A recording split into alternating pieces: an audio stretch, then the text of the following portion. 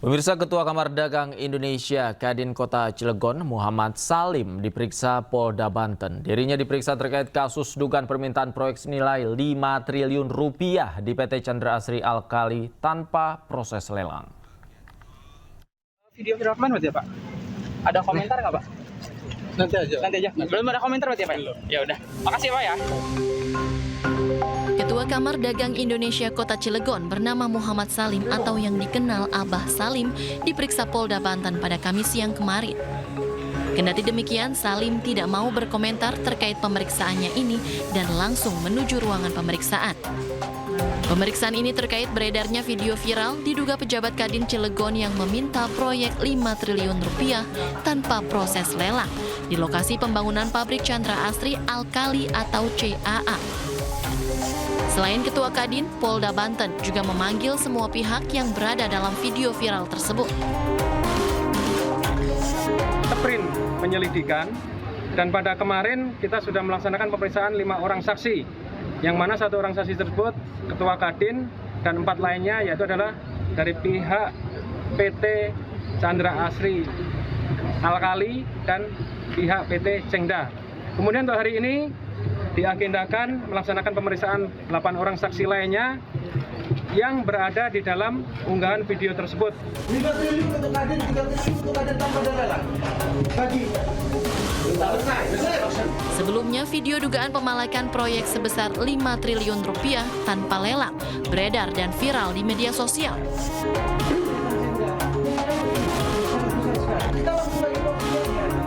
Dalam video, sejumlah pihak yang diduga berasal dari Kadin Kota Cilegon.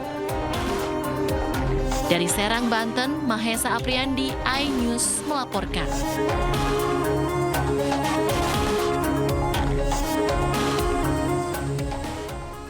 Pemirsa, Panglima TNI perintahkan para personilnya untuk menjaga kantor kejaksaan di seluruh Indonesia. Namun, sejumlah pihak menilai mandat tersebut dianggap menyalahi regulasi. Bertambah lagi tugas Tentara Nasional Indonesia atau TNI. Selain menjadi garda terdepan penjaga kedaulatan NKRI, kini TNI juga diberi mandat untuk menjaga kejaksaan di seluruh Indonesia, mulai dari Kejaksaan Tinggi hingga Kejaksaan Negeri. Tugas tersebut tertuang dalam telegram Panglima TNI Jenderal Agus Subianto 6 Mei 2025, berisi perintah pengerahan personil dan alat perlengkapan dalam rangka dukungan pengamanan Kejati dan Kejari di seluruh Indonesia. Dalam penjagaan tersebut, TNI akan turunkan sejumlah personil sebanyak 1 peleton di kantor Kejati dan 1 regu di kantor Kejari. TNI AD menyatakan pengamanan ini merupakan kerjasama TNI dengan Kejaksaan. Sementara Kejagung pastikan tidak akan ada intervensi penegakan hukum oleh TNI. Kadis Penat Brigjen Wahyu Yudayana pun menegaskan TNI akan bertugas profesional. Namun penugasan ini menimbulkan sejumlah tanda tanya karena perintah ini dinilai bertentangan dengan berbagai regulasi, terutama konstitusi, Undang-Undang Kekuasaan Kehakiman, Undang-Undang Kejaksaan, Undang-Undang Pertahanan Negara dan Undang-Undang TNI yang mengatur secara jelas tugas dan fungsi pokok TNI. Keterlibatan TNI dalam pengamanan Kejaksaan Agung dan Kejaksaan Tinggi tengah menjadi sorotan. Namun Kejaksaan menegaskan bahwa pengamanan ini merupakan bagian dari nota kesepahaman antara 2 institusi negara tersebut. Sangat menghargai ya, ada perbedaan pandangan ya di kalangan masyarakat. Tapi apakah yang kami sampaikan tadi bahwa ada faktor kebutuhan ya, sehingga teman-teman TNI kita minta tentu dapat memberikan dukungan perbantuan terhadap pengamanan itu. Nah, yang kedua tentu kalau terkait soal pemahaman apakah ini bukan merupakan objek yang vital dan seterusnya ini. Nah, kami memaknai karena ini merupakan objek negara ya, objek vital negara yang sangat strategis. Ya, kami memiliki kebutuhan itu ya dalam rangka mengamankan aset-aset itu, ya mengamankan fisiknya, ya tentu ada MOU-nya Nah, jabaran MOU itulah yang harus dilaksanakan. Kalau enggak, untuk apa MOU? Ya kan? MOU itu kan karena ada dua lembaga yang memiliki tugas fungsi berbeda dan dikolaborasikan. Supaya apa? Supaya tugas-tugas pemerintahan itu berlangsung dengan cepat. Sementara itu, Koalisi Masyarakat Sipil menilai kehadiran TNI di ruang sipil menyalahi aturan dan konstitusi. Tidak ada urgensi ancaman di ruang sipil yang mengharuskan pengerahan anggota TNI di sektor sipil. Ketika kita melihat ada MOU, kemudian dilaksanakan ya dengan penempatan pasukan di kantor-kantor kejaksaan, ini jelas sekali secara pengaturan di konstitusi itu bertentangan. Kenapa? Karena di konstitusi yang merupakan hasil perubahan mandat TAP MPR sebelumnya nomor 7 tahun 2000 tentang pemisahan TNI Polri itu konsisten.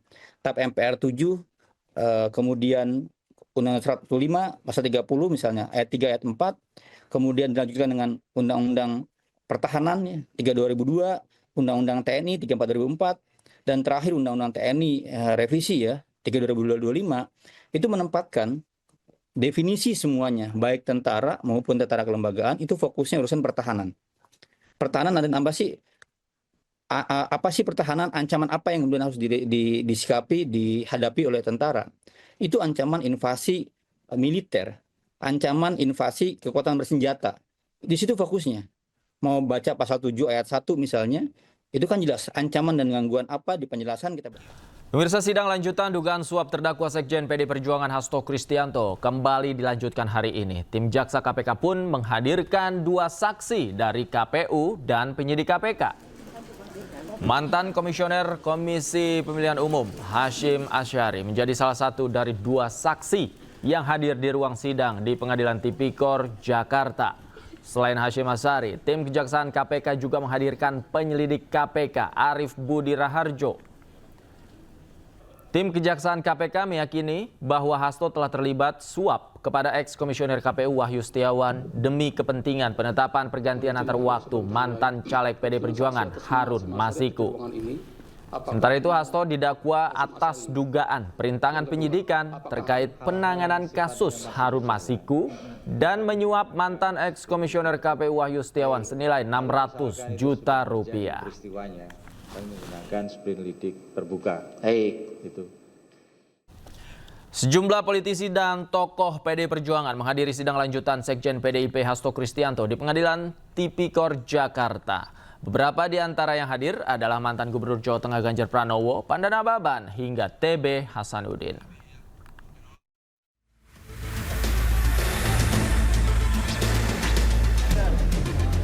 Hadir dalam sidang Hasto, antara lain mantan Gubernur Jawa Tengah Ganjar Pranowo. Ini merupakan kedatangan Ganjar yang ketiga kalinya dalam sidang Hasto. Selain Ganjar, ada juga politisi senior PD Perjuangan Pandana Baban.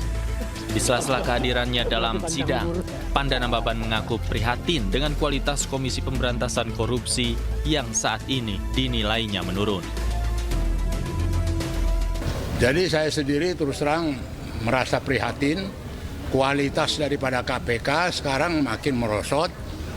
Bayangkan ketua KPK-nya main badminton sama tersangka, tidak ini, ada penyuapan untuk besuk, ada kemudian barang bukti diapakan. Kasihan kali, lihat, apalagi kualitas saya tadi, gitu loh.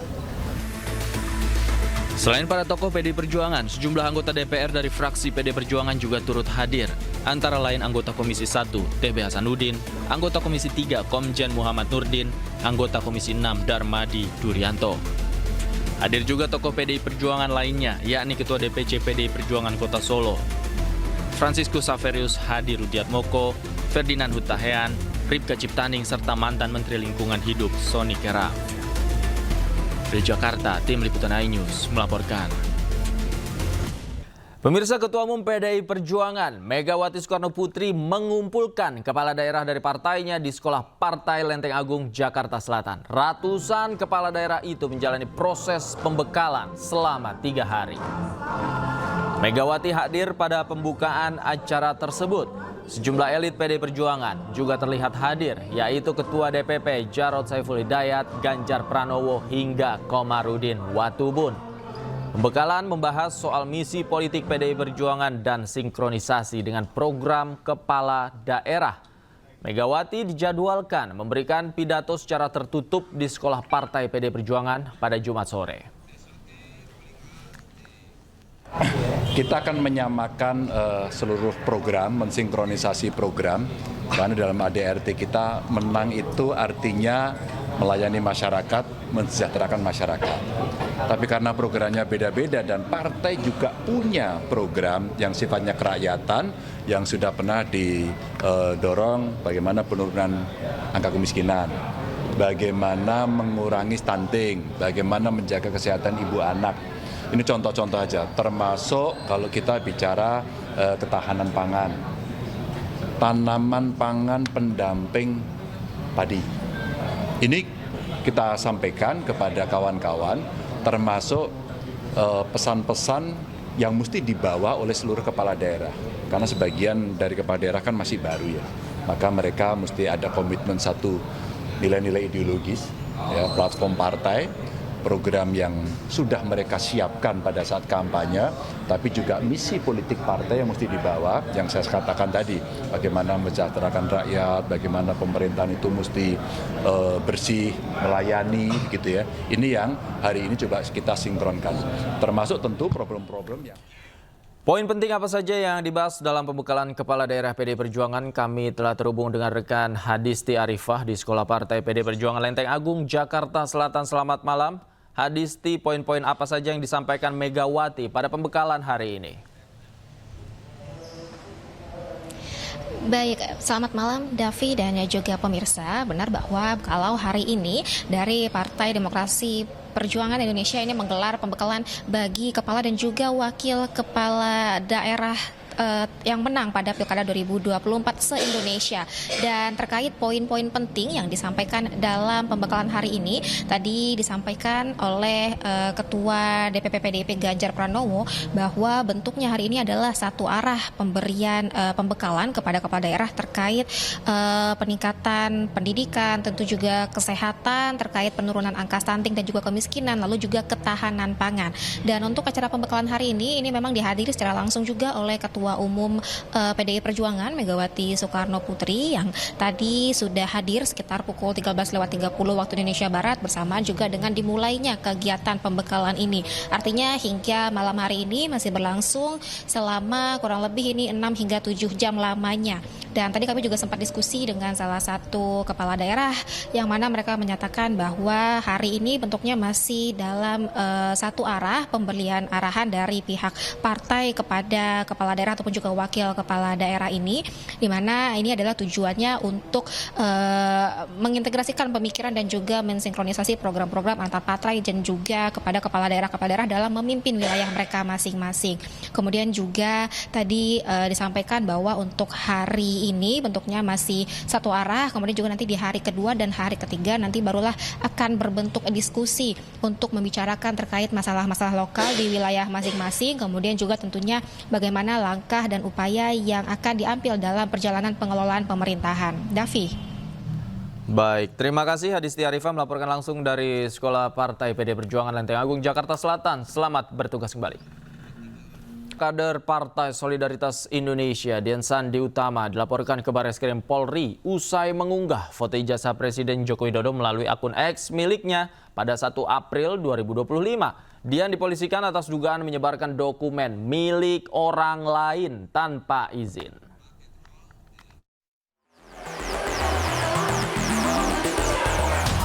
Dian Sandi Utama, kader PSI, dilaporkan oleh Profesor Yusuf Leonard Henuk, seorang dosen Universitas Sumatera Utara.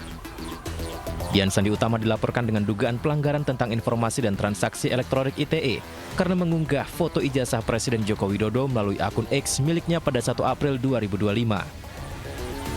Saat ditemui di Semarang, Dian Sandi Utama mengaku belum mengetahui kebenaran laporan tersebut.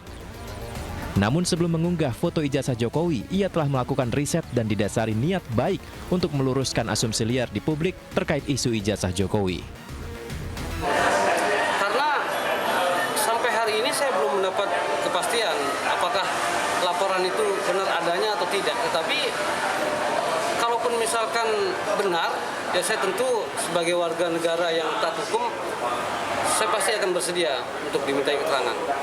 Saya meriset itu kan sudah lama, Pak. Nggak mungkin lah saya berani mengatakan itu asli gitu tanpa meriset lebih dulu, nggak mungkin. Itu saya menemui orang, saya mencari data, fakta, apa segala macam sudah lama untuk memberanikan diri bahwa mengatakan bahwa itu benar asli gitu.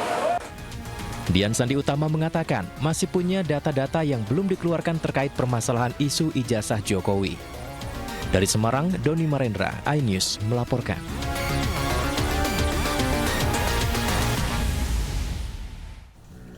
Lalu bagaimana pihak terlapor dan pelapor menyikapi polemik dugaan ijazah palsu Jokowi? Untuk membahasnya kami sudah tersambung dengan Dian Sandi Utama, kader PSI sekaligus terlapor, dan Profesor Yusuf Leonard Henuk, mantan dosen USUS sekaligus dalam hal ini sebagai pelapor. Selamat malam, Mas Sandi dan Prof. Yusuf.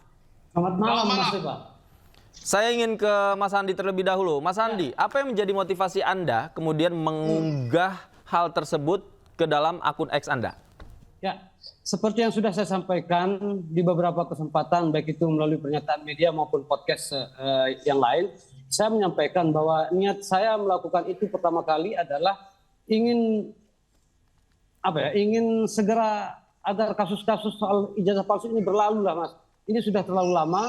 Bayangkan kalau kita bicara kronologinya itu sejak tahun 2013, 2014. Ini kan mau hampir 10 tahun, Mas, persoalan-persoalan ini. Makanya saya pada saat itu setelah selesai melakukan riset, ya kira-kira sekitar 1,5 bulan, saya mencoba untuk memposting ijazah itu, Mas. Apa hasil riset yang Anda temukan terkait ijazah ini? Nah, sebenarnya bukan ijazah ini saja yang saya riset. Karena dari awal kan tuduhan terhadap Pak Jokowi ini kan beragam ya. Artinya ada level-level, ada tahap-tahap. Awalnya kan dulu Pak Jokowi itu sempat dikatakan tidak pernah kuliah, Pak. Tidak pernah tercatat sebagai mahasiswa UGM. Nah, kemudian saya coba untuk ke jalan mencari informasi, data dan fakta, dan saya menemukan bahwa ada majalah Perintis itu sebagai panduan saya. Majalah Si Penmaru atau Perintis istilahnya itu, Mas. Yang kemudian saya coba jalan menemui orang-orang yang ada di sana berdasarkan petunjuk dari teman-teman Pak Jokowi yang sudah saya sempat temui sebelumnya. Lalu kemudian saya tanyakan bagaimana proses pada saat Pak Jokowi berkuliah, sehingga saya akhirnya menemukan beberapa data dan fakta yang meyakinkan saya bahwa ijazah itu memang benar-benar asli. Oke, ijazah itu kemudian Anda posting di akun X, milik Anda sendiri? Ya, sebenarnya ijazah itu kan sudah mengalami apa istilahnya ya. Kalau kita berbicara masalah data-data digital, itu kan sudah mengalami salinan berapa kali ya. Karena kalau saya nilai ya, karena itu kan itu teman yang saya memberikan saya itu juga mengatakan bahwa itu sudah diposting oleh UGM pada tahun 2022. Oke, baik. Saya ke Prof. Yusuf. Prof, latar belakang Anda melaporkan Mas Sandi ini apa? Oh, gampang sekali, Pak. Kan di pengacara Jokowi bilang tidak pernah sebar ijazah itu. Kenapa dia sebar? Itu lihat. Walaupun sudah ada banyak akun yang memang memposting ijazah tersebut. Iya, tapi kan ini Sandi sendiri kan bilang itu asli. Jadi saya kaget. Kemudian di tanggal itu 1 April kan. Di tanggal 2 April dia bilang aslinya ada di lemari Jokowi. Ya, berarti dia dengan Jokowi ini bersatu dia, atau dia diperalat Jokowi untuk supaya bisa mempengaruhi publik bahwa dia Jokowi punya ijazah. Itu yang saya mau perjuangkan. Apalagi dia ini sebar itu kan bagi saya salah lah, karena saya sudah dapat informasi dari pengacaranya bahwa Jokowi tidak pernah sebar ijazah. Berarti tadi yang Sandi bilang tahun 2022 tanggal 1 tidak benar itu, Pak. Itu bohong. Oke. Pengacaranya kan bilang tidak kok. Kenapa kau pintar-pintar aja kau? Itu bohong, Mas Sandi. Silakan dijawab. Ya kan zaman sekarang ini kan zaman teknologi, Mas. Kenapa harus ngamuk-ngamuk bilang bohong? Kan tinggal dibuka internetnya. Itu ada di layar proyektor pada tahun 2022 dan termuat bukan hanya di satu media. Beberapa media nasional memuat itu loh, Pak. Kenapa harus ngamuk-ngamuk bilang itu bohong? Iya, bohongnya karena begini, kau tidak dapat izin dari ini Jokowi. Karena saya lapor kau itu karena pasal 32 menyebarkan ini ijazah orang tanpa izin. Kamu yang mendapat izin dari Jokowi? Halo. Kau dapat izin dari Jokowi, saya tanya. Kita serahkan dulu ke pembawa acaranya. Silakan Mas Andi. Silakan Mas Andi kalau mau dijawab. Soal izin atau tidak, saya kan dari awal sudah mengatakan bahwa saya tidak pernah diberikan salinan atau dokumen itu oleh Pak Jokowi, dan itu sudah saya nyatakan berkali-kali. Tetapi kalau kita berbicara terkait masalah dokumen publik, ketika dia berada di ranah media, teman-teman media, tentu itu menjadi ranah publik, bukan lagi menjadi dokumen itu menjadi dokumen publik, bukan lagi menjadi dokumen privat. Tapi dari mana foto ijazah itu Anda dapatkan, Mas Andi? Nah, itu nanti pada waktunya saya akan menyampaikan.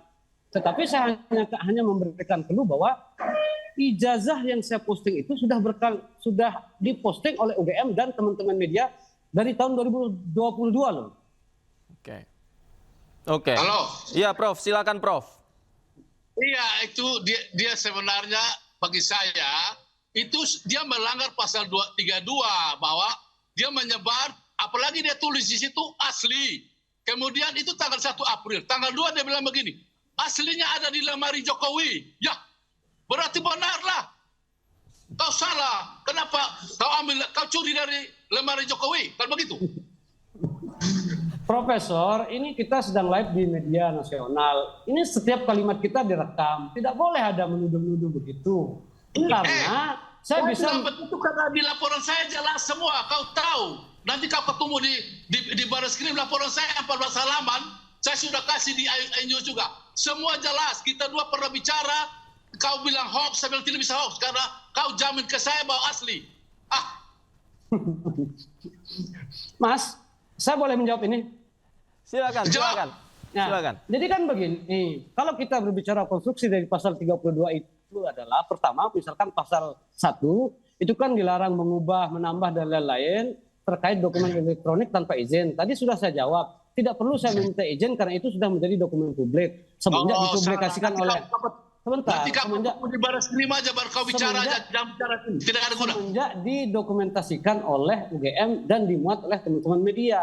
Nah itu nanti kalau memang ada panggilan dari UGM, dari Barreskrim, tentu saya sebagai warga negara yang baik, yang taat hukum, saya pasti akan menjelaskan kepada UGM. Lalu yang kedua, pasal kedua, itu kan ada pengecualian, kecuali untuk melakukan riset. Nah tadi saya sudah menjelaskan bahwa ini saya melakukan riset. Oke, Prof, kalau menurut Anda ijazah yang didapatkan Mas Andi ini foto ijazah asli atau seperti apa? Anda punya pendapat? Pokoknya Pak, yang saya akui bahwa dia mengaku asli, jadi saya ikut aja. Saya kan sudah 2 kali tanya dia, asli. Kemudian mana aslinya? Ada di lemari Jokowi tanggal 2 Februari dia bilang. IX juga. Saya yakinlah. Kemudian debat saya bilang hoax. Oh, kau jamin ke pasal asli bagaimana kau ini? Jadi begini Mas. Waktu kita berdiskusi di laman X itu kan ada pertanyaan, ijazah Pak Jokowi di mana? Nah, layaknya sebuah ijazah siapapun loh Mas, termasuk ijazah Mas Dipa misalnya, kan tentunya ditaruh di lemari. Ya, saya jelaskan, itu ada di lemari gitu loh. Ada di lemari Pak Jokowi, tidak mengatakan di lemari saya. Anda melaporkan Prof Yusuf, apa yang Anda lampirkan dalam laporan Anda nanti? Di laporan saya ada 14 halaman, saya lampirkan yang dia ini tanggal 1 itu dia bilang asli itu. Kemudian saya ini lampirkan juga dialog saya dengan dia.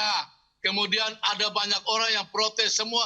Link-link yang saya sudah ada 14 halaman tuh saya buat semua. Jadi nanti kalau bisa ini saya sebarkan. Tapi bagi saya sudah lengkap lah. Masa saya mau, profesor saya ke Barreskrim, saya lapor bodoh-bodoh, malu. Apalagi saya sudah punya diskusi banyak dengan Sandi, ternyata dia meyakinkan bahwa saya bawa asli. Ya, saya ikut aja dia lah. Makanya saya ke sana, saya ke Barreskrim. Pertamanya kan saya mau ke SPKT. SPKT bilang, langsung aja ke ini lantai 11 di ini cyber karena ini penting. Ya, saya ke sana lah. Makanya mereka terima laporan saya. Itu dia.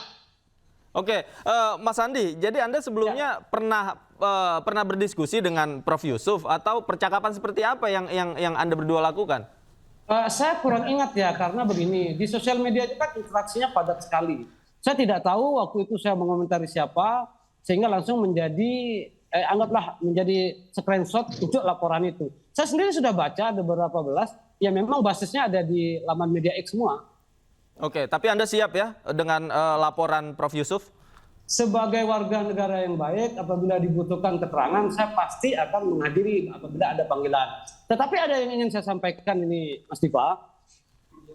Sore tadi saya diinformasikan bahwa saya juga sudah dipanggil oleh Polda Metro Jaya dalam hal klarifikasi pelaporannya Pak Jokowi. Jadi mungkin saya lebih fokus ke sana dulu, Mas, daripada yang ini. Gitu.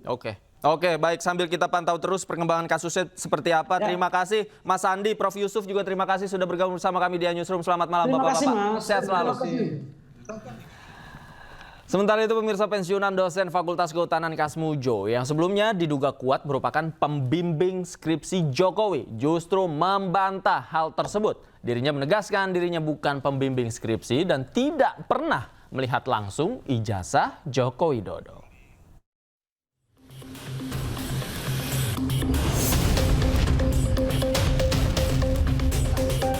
Pensiunan dosen Fakultas Kehutanan Universitas Gadjah Mada, Kasmujo, menegaskan dirinya bukan pembimbing skripsi Jokowi dan tidak pernah langsung melihat ijazah tersebut sehingga tidak bisa memberi komentar soal asli atau tidaknya. Mengenai ijazah, saya sama sekali tidak bisa cerita. Karena saya tidak membimbing, tidak mengetahui, tidak ada prosesnya. Pembimbingnya itu Profesor Sumitro. Pembantunya ada sendiri, yang uji ada sendiri. Jadi kalau mengenai ijazah sampai Pak Su itu saya tidak bisa sama sekali cerita. Saya sama sekali belum pernah melihat ijazahnya itu seperti apa. Saya mau cerita apa kalau belum pernah sama. Tapi kalau sebelumnya Kasmujo menyatakan tidak siap menyikapi gugatan yang malah dituduhkan kepadanya terkait ijazah Presiden ke-7 RI Joko Widodo. Kemudian dalam menghadapi gugatan seperti apa yang? Siap. Saya menghadapi macam-macam itu saya belum pernah sih tadi. Orang itu harus sejujur mungkin, sesungguh mungkin, seadil-adilnya, sedisiplin mungkin. Jadi kalau ditanya seperti itu, jawabannya saya waduh, nggak punya jawaban. Namun gugatan ini sudah terlanjur terregister di PN Sleman 5 Mei 2025. Sidang perdana gugatan digelar di Pengadilan Negeri Sleman 22 Mei 2025 mendatang.